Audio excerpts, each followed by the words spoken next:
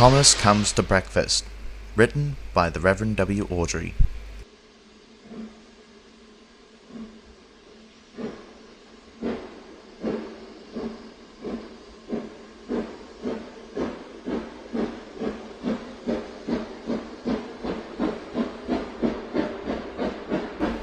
Thomas the tank engine has worked his branch line for many years. You know just when to stop, laughed his driver one day. You can almost manage without me. Thomas didn't understand that his driver was only joking. Driver says I don't need him anymore, he told the others. Don't be so silly, said Percy. I never go without my driver, said Toby earnestly. I'd be frightened.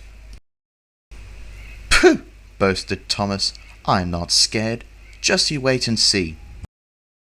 It was dark in the morning when the cleaner came to light the engines. Thomas drowsed comfortably as the warmth spread through his boiler. He woke again in daylight. Percy and Toby were still asleep. I'll give those silly stick-in-the-muds a surprise, he chuckled. He felt steam going first to one piston, then to the other. I'm moving, he whispered.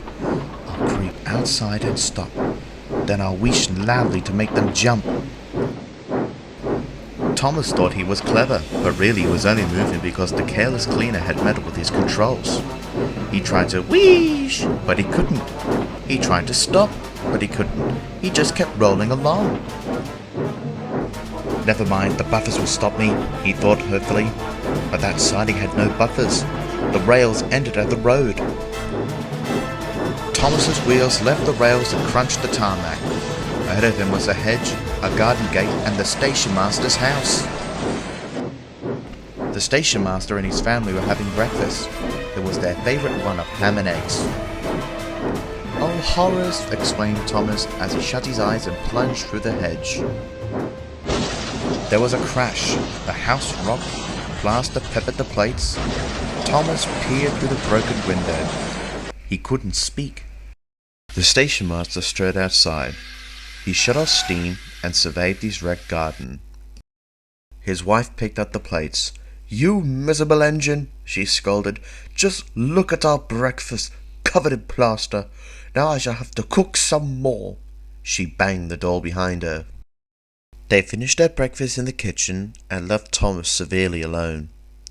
More and more plaster fell. Thomas wanted to sneeze, but he didn't dare in case the house fell on top of him. No one came near him for a very long time. Everyone was much too busy.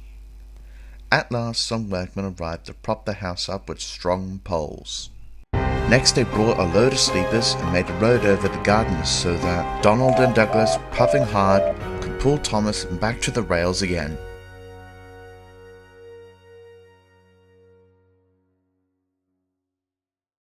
Thomas's funnel was bent. Bits of hedge, the garden gate, and a broken window frame festooned his front, which was badly twisted. Thomas looked so comic that the twins laughed aloud. Ha ha! Goodbye, Thomas, they chuckled. Don't forget your driver next time. His driver and fireman began to tidy him up. You're a perfect disgrace, they told him. We're ashamed of you. And so am I, said a voice behind them. You're a naughty engine. Yes, sir. I'm sorry, sir, faltered Thomas. You must go to the works to be mended, but they've no charm for you now. Percy will take you to a shining where you can wait till they are ready. Next day, a diesel rail car came. Ooh, ooh, she tooted gaily as she ran into the station. The fat controller came over to Thomas. That's Daisy, he said. She's going to do your work. Diesel's never run off with your breakfast in station master's houses. And he walked sternly away. Toby and Percy didn't like Daisy at first. They were afraid she might be troublesome. Please, sir, they asked, will she go when Thomas comes back? That depends, said the fat controller. Thomas didn't enjoy his time at the works. It's nice to feel mended again, he said afterwards, but they took so many of my old parts away and put new ones in that I'm not sure whether I'm really me or another engine. Meanwhile, as Toby and Percy had feared Daisy was troublesome, she was fussy and lazy and got into difficulties with a bull. When she said she was sorry, Toby put in a good word for her, and the fat controller allowed her to stay after all. Thomas, Percy, Toby and Daisy are now all good friends. Thomas is glad to have Daisy's help with his passengers. He is never now so silly as to think that he can manage without his driver.